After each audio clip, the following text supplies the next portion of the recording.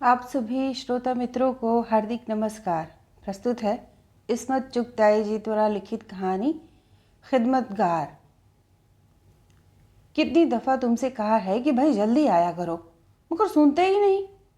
मैंने पिछली सीट पर किताबें पटक कर कहा। 1.5 घंटे से पागलों की तरह टहल रही हूँ।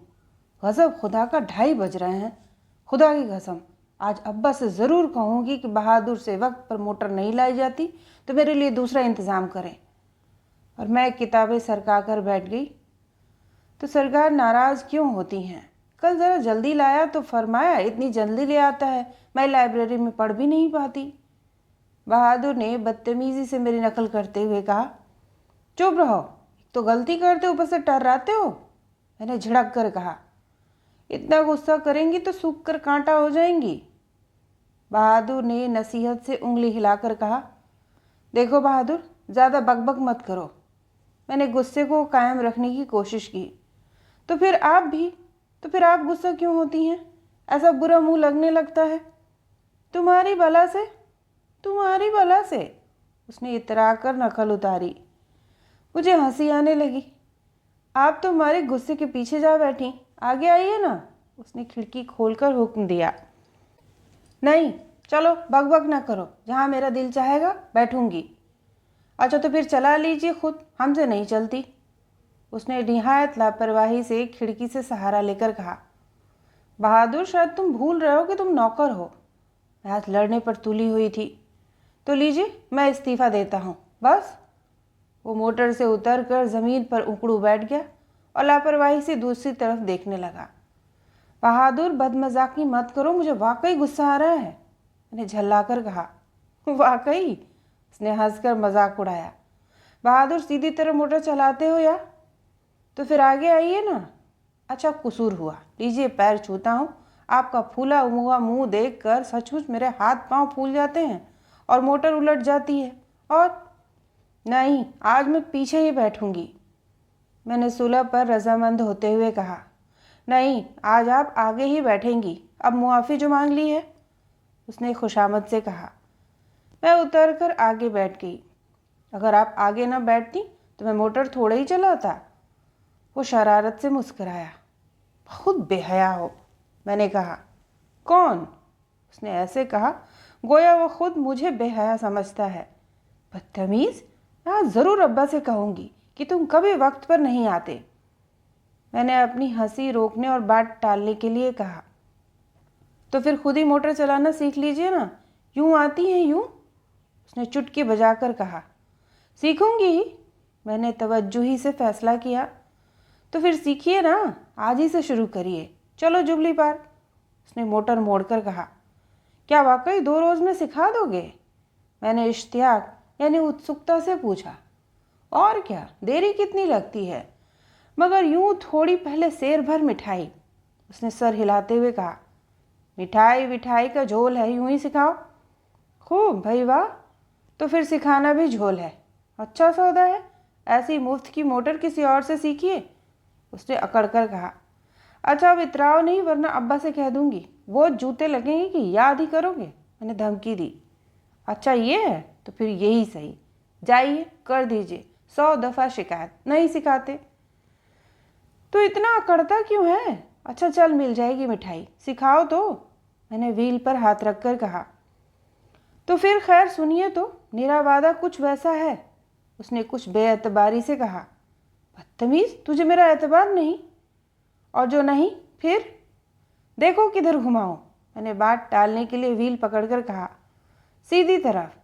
अरे रे रे रे, ये मुंह से निकला और मोटर बार बाल तार के खंभे से टकराते टकराते बची। सीधी सड़क पर जा रही हैं और मोड़ने की कैसी जल्दी है? उसने मजाक उड़ाया। अच्छा लीजिए संभालिए, उसने अलग होकर कहा। मेरे हाथ कांपने लगे। मोटर की स्पीड बढ़ी और हवा साए साए करके मेरे दिल में उतरने लगी। बहादुर, अरे, मैंने तकल्लुफ़ से कहा। अरे पकड़ो। आप ही पकड़िए, हाँ जोर से। अरे भागी। वो जोर से हंसा। मोटर की स्पीड बढ़ी और मैं घबराहट में चिल्लाने पर मजबूर हुई और एक जोर का झटका लगा। मोटर उलटते उलटते बची। बहादुर ने एकदम ब्रेक दबा दिया था। मैंने हाथ हटा लिया और वाकई गुस्सा होकर बैठ गई। मुझे पसीना आ गया था। अच्छा लीजिए लीजिए, अब नहीं, उसने खुशामद से कहा।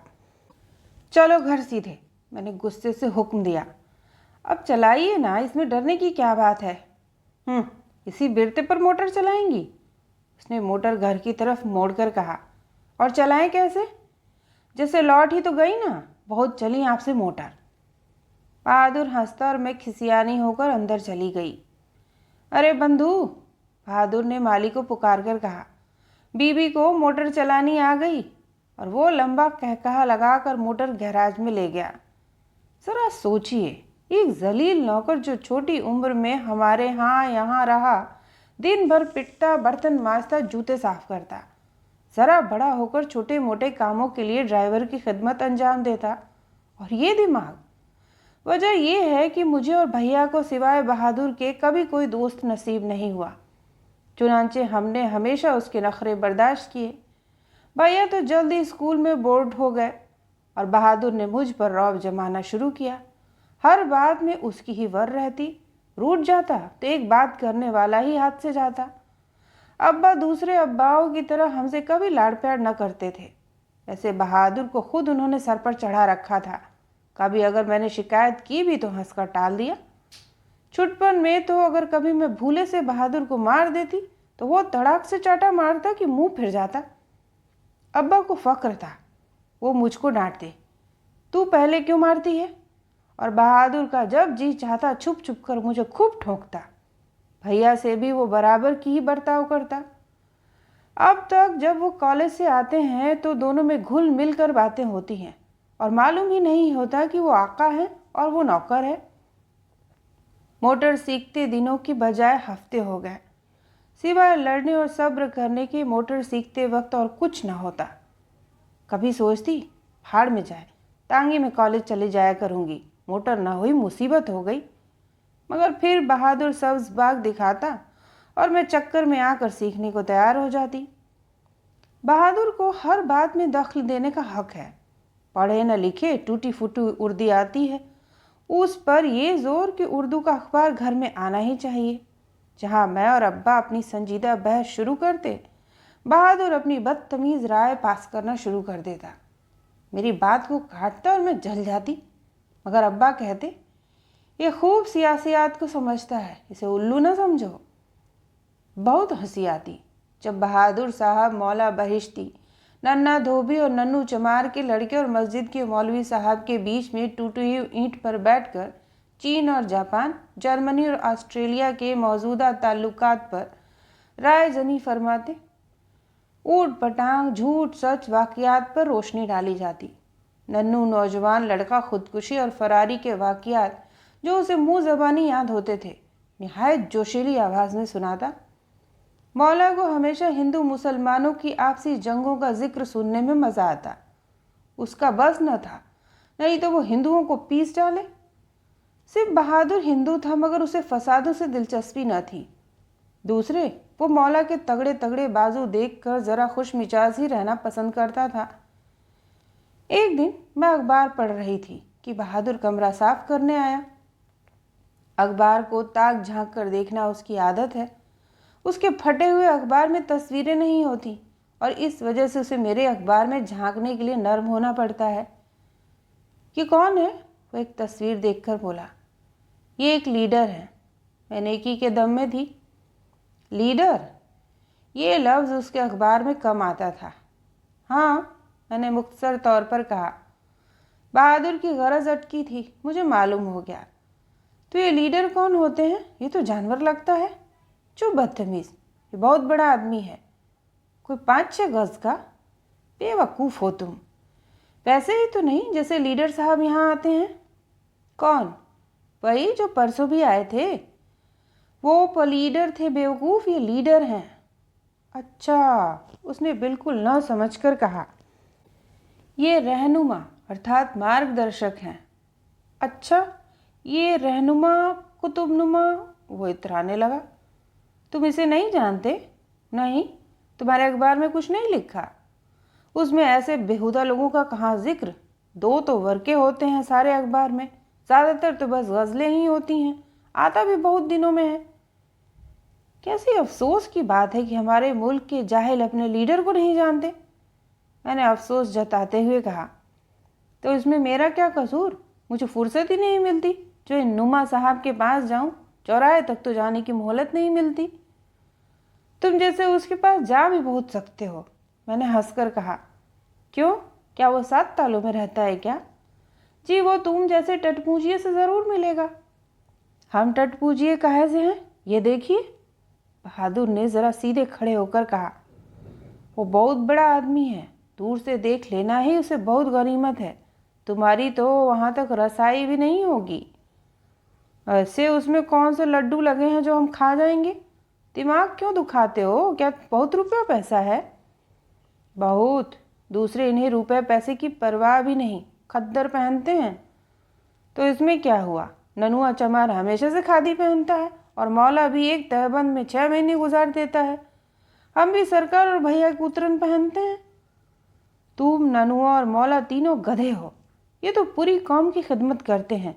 गरीबों का इन्हें बड़ा दर्द है। अरे, और हम कौन खिदमत नहीं करते? सुबह से जो जुट जाते हैं तो शाम को कहीं 10 बजे छुट्टी मिलती है। मौला की कमर पानी भरते भरते टेढ़ी पड़ गई।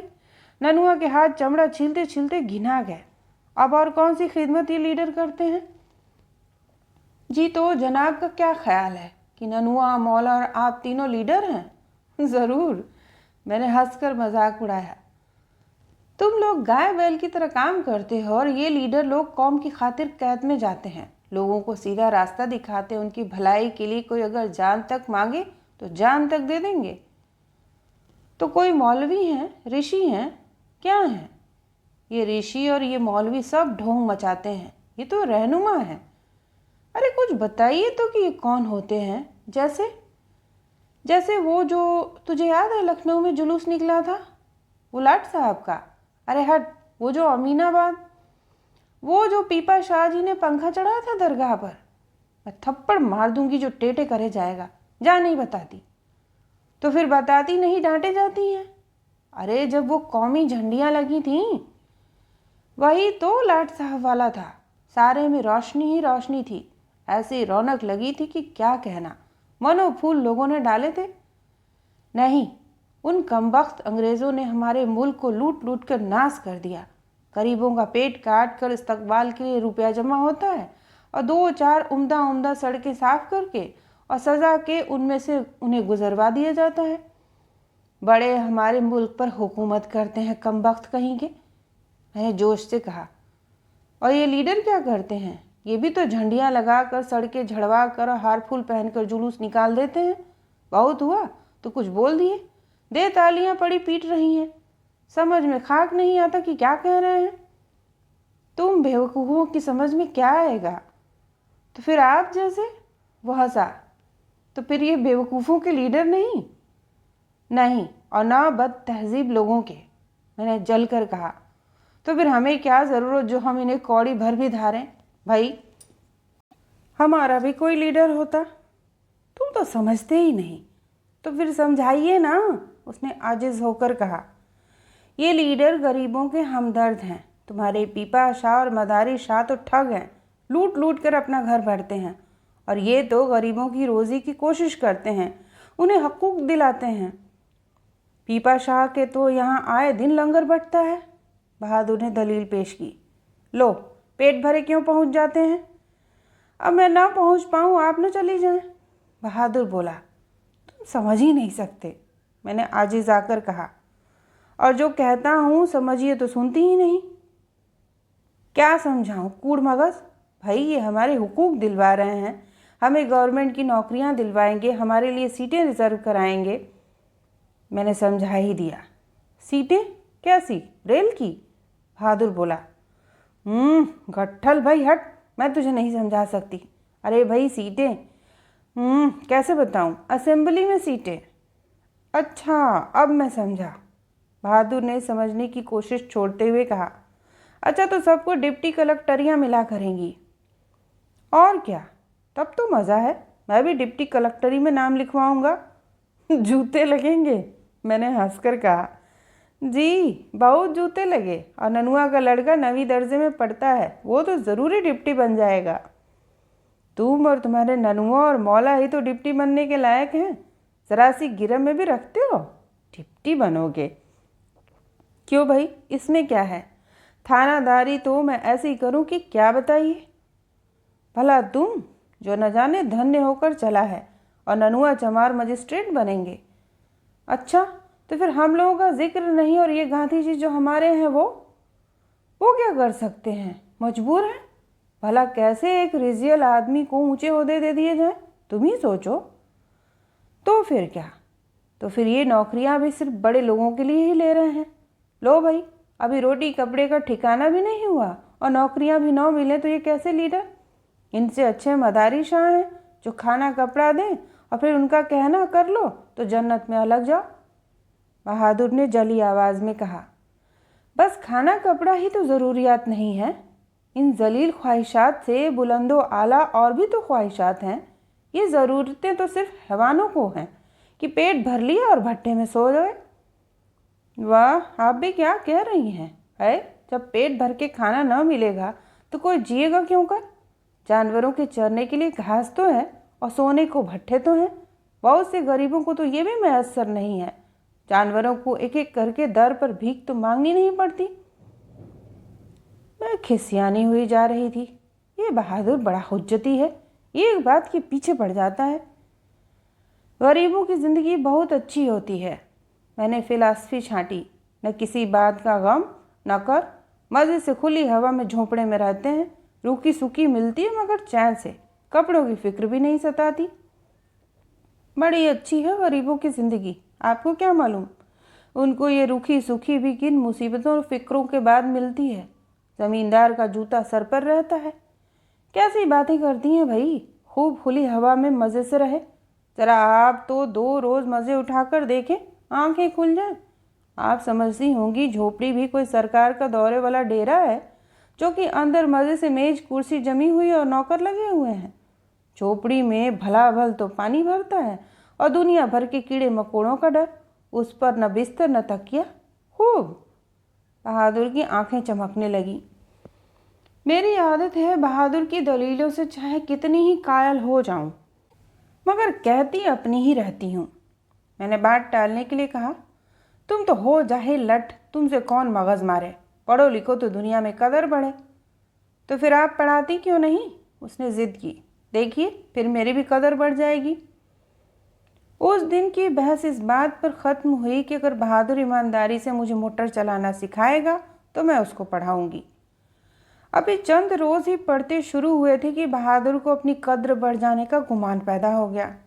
बजाय नीचे बैठ के खाने के कमरे से कुर्सी लाकर बैठ गया और किताब के वर्क की तन्मयता से उसको उलटने लगा। उठो यहाँ से, मैंने उसका कान पकड़कर कहा। क्यों, क्या कुर्सी पर बैठना बुरा है? उसने आंखें फाड़ कर कान छुड़ाते हुए कहा।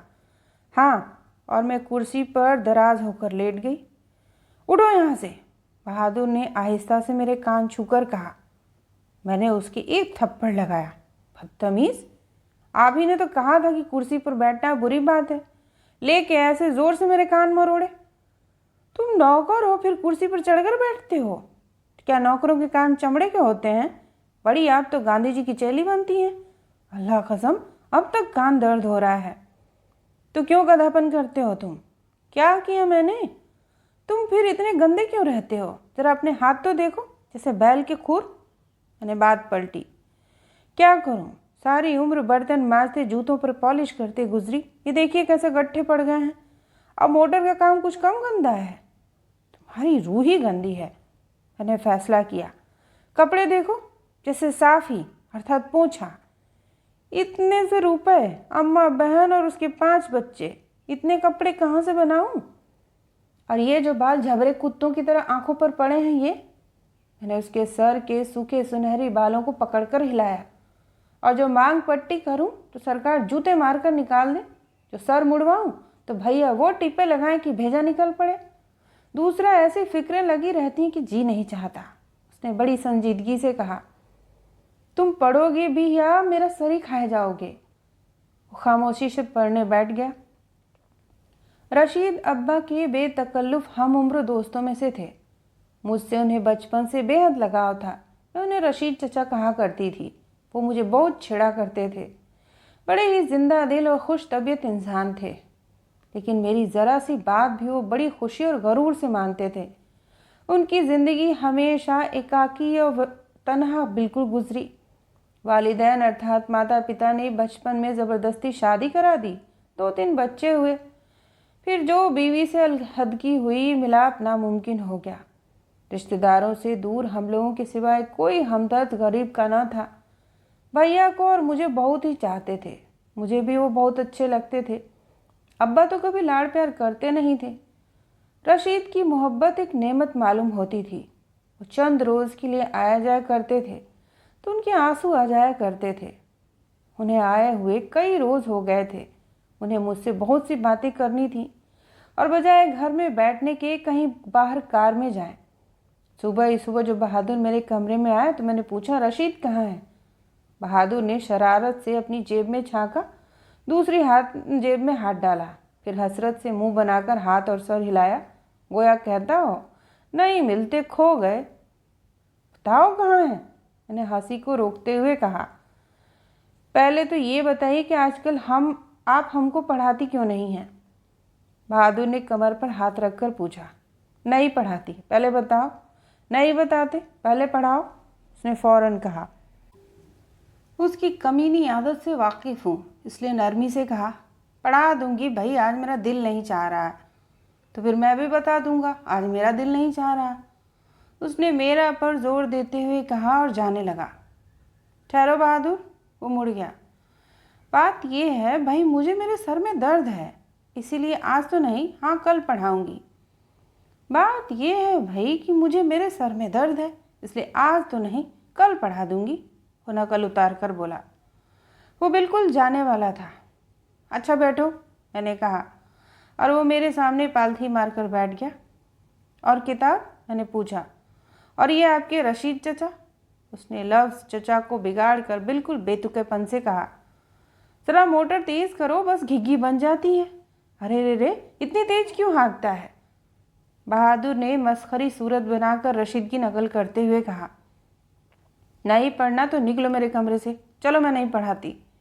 ए लो, बिगड़ गई, बुज़दिल नहीं है तुम्हारे रशीद चचा, उसने फिर लफ्ज़ चचा को जोर देकर कहा। मेरे तन बदन में आग लग गई, मगर कुछ कहते न बना। बहादुर भागो यहाँ से, मेरा दिमाग न चाटो, मैंने आजिज़ आकर कहा। आज वो, उसने परवाह न करते हुए कहा, फिर रुक गया। क्या? मैंने पूछा। कुछ नहीं, आपके तो सर में दर्द है। जाने के लिए उठा। तुम रशीद के लिए क्या कह रहे थे? मैंने अपने शौक़ को छुपाते हुए कहा। हाँ, अब उनका जिक्र है तो जल्दी जल्दी पूछ रही हैं, नहीं बताते, जाइए। वो दरवाजे की तरफ चला, फिर बोला, आज जब वो बरामदे में खड़े थे तो मैंने उन्हें गौर से देखा। कैसे उखड़े उखड़े लग रहे थे, बूढ़े हो गए, मगर सुना है शादी के बड़े शौकीन हैं। मैं खिसियानी हो गई। रशीद 6 साल से मुझसे शादी करने के लिए प्रयासरत थे। मैंने सोचा, वो दरवाजे के पास जाकर बोला।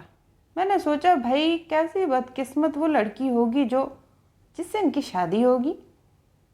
अब पैमाना छलक गया। मैंने रो कर मेज़ पर से उठकर हुक्म दिया, निकलो बहादुर मेरे कमरे से। वो चला गया, लेकिन फौरन वापस आकर कहा, और हाँ, वो फाटक के पास खड़े आपका इंतज़ार कर रहे हैं। उन्होंने मुझे आपको बुलाने के लिए भेजा था। चलती हैं आप, या जाके कह दूँ नहीं आ सकती, सर में दर्द है। फिर वो चला गया। क्या बताऊँ मेरा किस कदर दिल जला। रशीद ने मुझे बुलाने को भेजा और यहाँ बातें बनाने आ गया। मैं आ रही हूँ, मैंने कोट पहनते हुए कहा। मैं तो कह देता हूँ तबीयत ठीक नहीं, बुखार आ रहा है। वो मुस्कराता हुआ तेज़ी से चला गया। नहीं, मैंने डांटा और जल्दी से मफलर लपेटती हुई उसके पीछे चली। तेज़ आइए वरना फिर नहीं ले जाएंगे, उसने मेरी जल्दी देखकर ताना दिया। रशीद जल्दी से टोपी घुमाते आगे बढ़े। लीजिए, सरकार आ गई, उसने फतह मंदाना बुलंद आवाज़ से कहा। कहती थी नहीं जाऊंगी, सर में दर्द है। मैंने कहा चलिए भाई, सैर को चलिए तो सब ठीक हो जाएगा।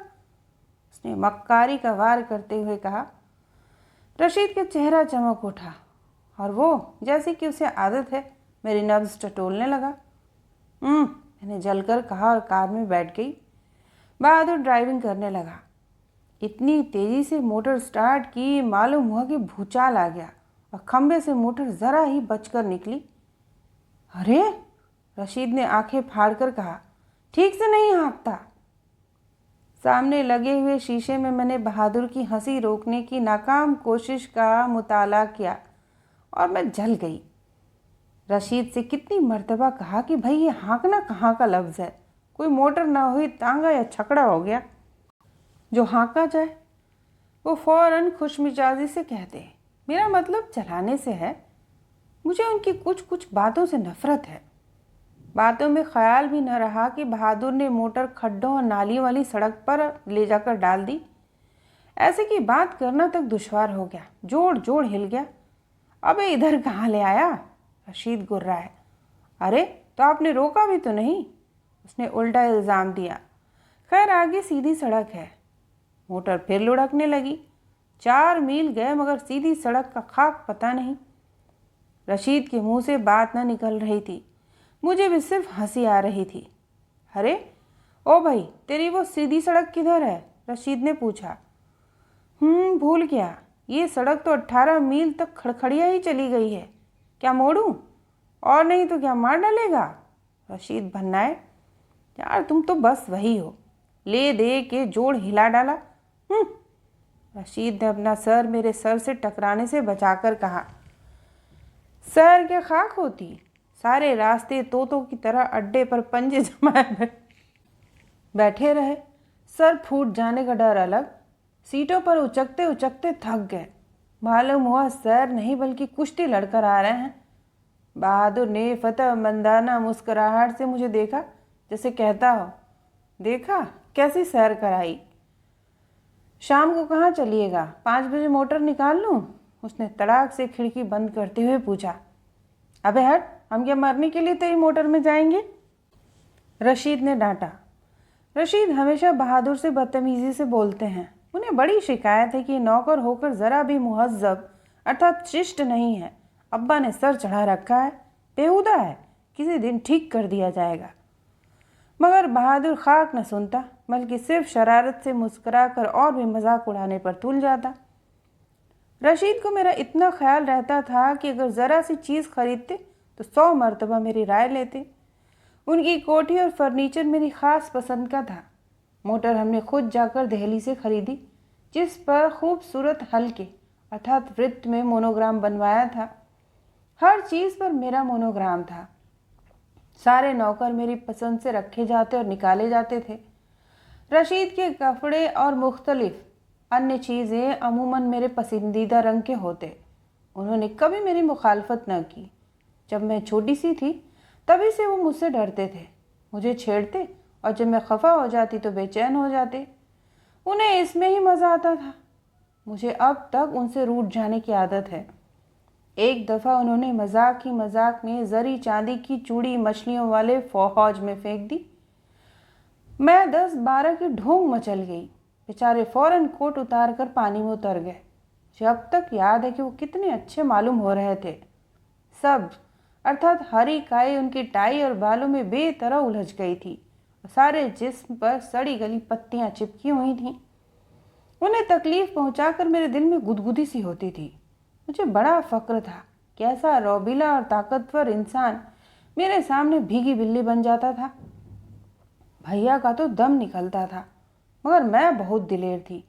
ज़रा सी बात पर उन्हें बातें सुनाकर रख देती, वो उल्टे खुश होते। मुझे टाइफाइड हुआ था। रशीद ने अपने पेशे की सारी तरकीबें मुझे मोटा करने में सर्फ कर दी।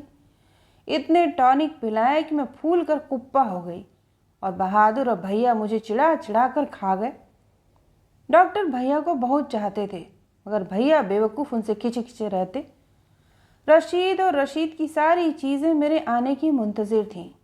कितने ही नए सेट खरीदे, कितने ही मोटर मैंने मोनोग्राम से सजाए गए, मगर मुझे वहाँ कभी पहुँचना नसीब न हुआ। अब्बा से जब रिश्ते का तकाजा करते तो वो कोई न कोई बहाना बना देते। रशीद एक नए आतिशदान का नक्शा ज़मीन पर खींचकर मुझे बताते कि सामने से एक मरखनी सी गाय दुम उठाए दौड़ती हुई सीधी हमारी तरफ लपकी। बुंदू पीछे डंडा लेकर दौड़ा। शोरगुल सुनकर बहादुर भी अपनी कोठरी से झांका। न जाने क्या सोचकर एक छोटी सी लड़की लेकर ऐसे गाय को हमारी तरफ हाँका कर लाया कि वो फाटक छोड़ने के बजाय हमारी तरफ आ गई। गाय, बैल और बिच्छू, 3 चीज़ों से मेरा दम निकलता है। अरे इधर मत हाँक बहादुर, रशीद डरकर डांटने लगे। लफ्ज़ हाँक पर बहादुर हंसी से लोटपोट होने लगा। अगर हम मुंडेरों पर न चढ़ जाते तो यकीनन गाय हमारा आटा कर देती। बहादुर मुझे गलत अंदाज से छेड़ता हुआ गाय के पीछे भागा चला गया। अगर रशीद को बहादुर की मक्कारियों का ज़रा भी पता चल जाता तो वो हंगामा कर देते। वो उसे सिर्फ एक बेवकूफ़ गधा समझते थे। इस दफ़ा रशीद कुछ ऐसे पीछे पड़े कि अब्बा शादी पर राजी हो गए और रशीद दिन भर सामान खरीदते फिरते और खाला जान भी इंतज़ाम में मदद देने के लिए आ गईं। अम्मा के बाद वही थी जो हमारी करीबी रिश्तेदार थीं। बहादुर खामोश हमें दिन भर मोटर में लादे फिरता रहा। रशीद छुट्टी लेकर आ गए थे और मुझे हफ्तों बहादुर से बात करने के लिए वक्त भी न मिलता था। बहादुर की बदमिजाजी बढ़ती जाती थी। वो मुझसे बिल्कुल बात न करता था और अगर करता था तो तुरशी से, बात बात पर हर एक से उलझ पड़ता। यहाँ तक कि अब्बा ने जो कुछ कहा तो गुर्रा कर उन्हें घूरने लगा। अब्बा में ग़ज़ब का तहम्मुल अर्थात संयम है, दूसरे वो उसे चाहते भी बहुत हैं। बिल्कुल चुप रह गया। मुझे बहादुर को देखकर दुख होता। भैया के चले जाने के बाद सहेली कहो, भाई कहो या नौकर, सब कुछ ये बहादुर ही था। रशीद बेशक मेरा लाड करते थे, मगर बहादुर और ही था, मेरा बचपन का साथी, और अब वो मुझसे बात तक करना पसंद न करता था। वो पहले से ज़्यादा जर्द और दुबला हो गया था। मुझे यकीन था कि बहादुर मुझसे खफा है। ये रशीद तो ना थे कि अगर कभी खफा हो भी जाएं तो उनका बेहतर इलाज यही है कि खुद खफा हो जाऊं। बस वो फ़ौरन उल्टी खुशामद शुरू कर देते थे। यहाँ बहादुर का सवाल था जो सिर्फ खुशामद कराने का आदी था।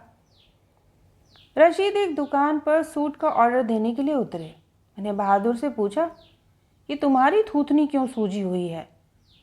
कोई और वक्त होता तो बहादुर ऐसा मुंह तोड़ जवाब देता कि मैं अपना सा मुंह लेकर रह जाती, लेकिन वो सिर्फ ज़बरदस्ती हंसने लगा। कभी दिमाग दुरुस्त ही नहीं होता, जब देखो तब मुंह डबल रोटी हो रहा है। आखिर कोई वजह भी तो हो, मैंने नरमी से पूछा। मैं किस बात पर गुस्सा करूँगा भला। मैं एक फटा हुआ नौकर और किसी से गुस्सा हो जाऊँ तो फिर रोटी कहाँ मिलेगी।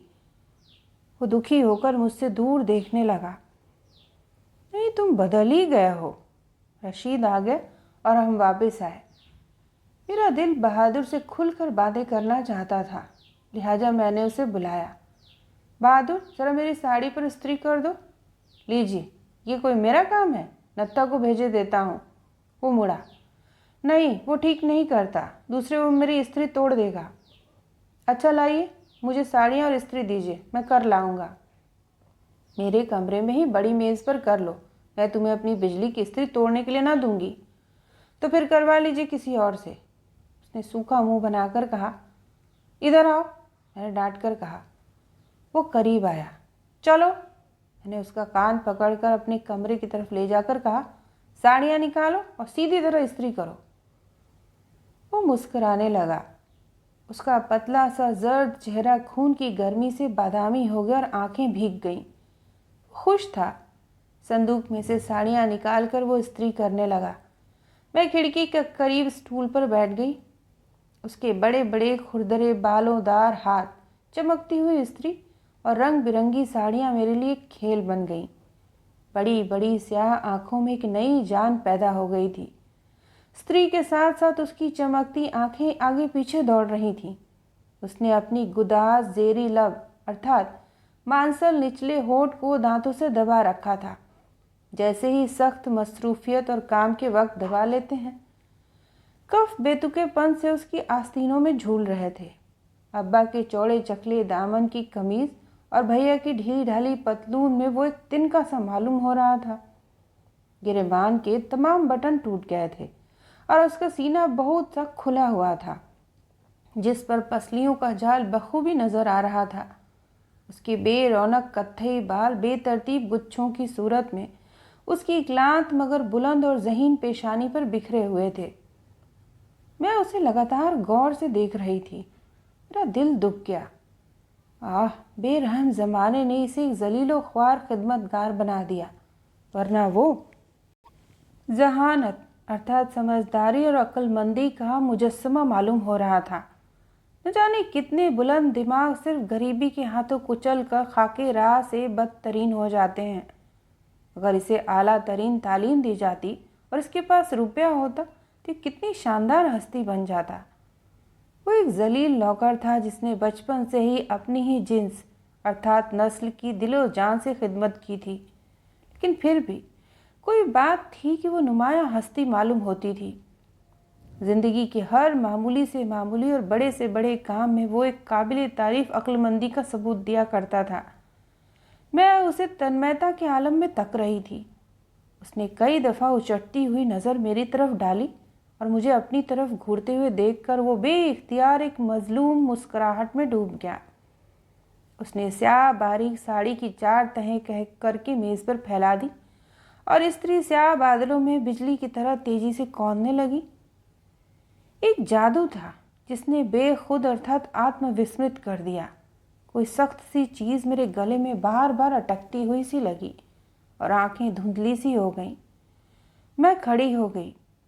बहादुर का हाथ रुक गया और उसने मुझे एक लम्हे को बेमानी नज़रों से देखा, लेकिन यकायक जज्बात के हुजूम और ख़यालात की खामोश घटाएं उसकी आंखों में छा गईं। मैं आहिस्ता से उसके करीब जा खड़ी हुई। वो परेशान हो गया। चेहरा किसी नाकाबिले बयान तकलीफ से तमतमा उठा। उसके होंठ खून की ज़्यादती की वजह से अंगारा हो गए। ऐसा मालूम होता था जैसे फट जाएंगे। उसके हाथों में एक लर्जिश अर्थात कपकपी थी जिसे वो झुंझला झुंझला कर छुपाने की कोशिश कर रहा था। तुम ना बताओगे? मैंने उसकी स्त्री वाले हाथ पर हाथ रखकर कहा। वो मजबूती से स्त्री पकड़े रहा और मेरा हाथ उसके हाथ को जो कांप रहा था। उसने आहिस्ता से डरते डरते मेरी तरफ देखा और इस मर्तबा ऐसे कि दोबारा किसी सवाल की ज़रूरत न रही। मैंने स्त्री लेकर उसके हाथ से रख दी। वो दोनों हाथों से गिरेबान बंद करने लगा। परेशानी के अलावा वो और कुछ भी छुपाने की कोशिश कर रहा था। उसकी पलकें बोझिल होकर लरज रही थीं और उसके होंठ एक सुबकी में मचल जाने को तैयार थे। बोलती क्यों नहीं? मैंने नरमी से करीब होकर पूछा। मैं क्या बोलूं? वो लफ्ज़ चबाने लगा। तुम रंजीदा नहीं रहते हो? मैंने सवाल किया। मुझे मालूम नहीं, उसने परेशानी से चारों तरफ देखते हुए कहा। तुम्हें नहीं मालूम? झूठे? मैंने लफ्ज़ जमाकर कहा। सच। उसने सर हिलाकर अपने झूठ का और भी पुख्ता सबूत दिया। मैं धोखे में थी। मैं समझती थी तुम मुझे अपना दोस्त समझते हो। मैंने सब कुछ समझकर कहा और कुर्सी पर बैठ गई। उसकी आंखें पुकार पुकार कर कह रही थीं, बनो मत, तुम खूब समझती हो। मगर वो चुप था। वो थोड़ी देर खड़ा गैर मुतमईन अर्थात असंतुष्ट नज़रों से मुझे घूरता रहा।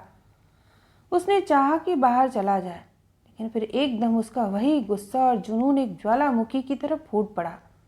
वो तेजी से मेरी तरफ झपटा और मेरे इतने करीब आकर रुका कि मैं समझी वो ज़रूर मेरे ऊपर गिर पड़ेगा। आप समझती हैं, आप खेल रही हैं मुझ गरीब से। आप खेल रही हैं, आप जानती हैं। वह झुंझलाकर अपने होंठ चबाने लगा। आंसू बेइख्तियार बगावत पर आमादा हो गए।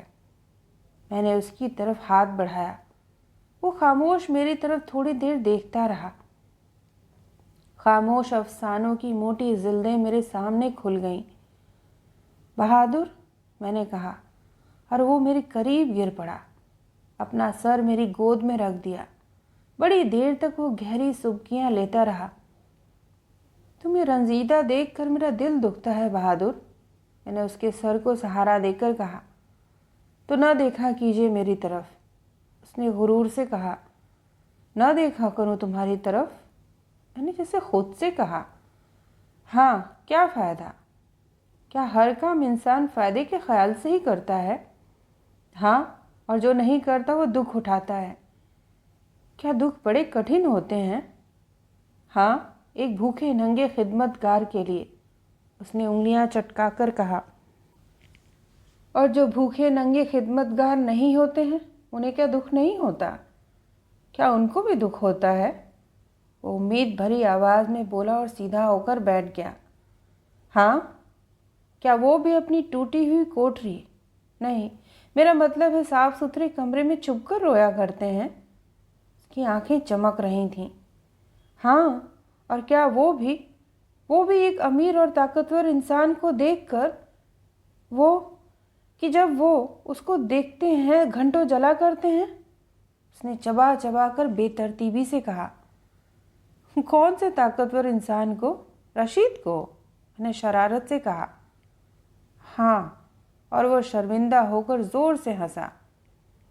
तुम ताकतवर इंसान की यही तो पहचान नहीं कि वो मोटा और बहुत सा रुपया रखता हो, बल्कि कई और हैं। मैं अल्फाज ढूंढने लगी। बल्कि, उसने इश्तियाक अर्थात उत्सुकता से पूछा। तुम बेवकूफ़ हो, मैंने उसको दूर धकेल कर कहा। आका और खादिम का रिश्ता कब का टूट चुका था। उसके बाद चंद दिन कैसे गुजरे शायद उनको बयान करने की ज़रूरत नहीं। बस इतना कहना काफ़ी है कि मुसलसल नाराज़गियाँ और ख़ुदकुशी की धमकियाँ चलीं और आंसुओं की नहरें बह गईं। अब्बा उतने ही संजीदा और खामोश रहे। रशीद की नई कार पर मेरे मोनोग्राम की जगह एक काला पट्टा नज़र आने लगा है। उन्हें अब छुट्टी बिल्कुल नहीं मिलती। मैं कॉलेज बराबर जाती हूँ। बहादुर वक्त पर मोटर अब भी नहीं लाता, हमेशा जल्दी लाता है। तो यह थी कहानी खिदमतगार। सुनने के लिए आप सभी का धन्यवाद।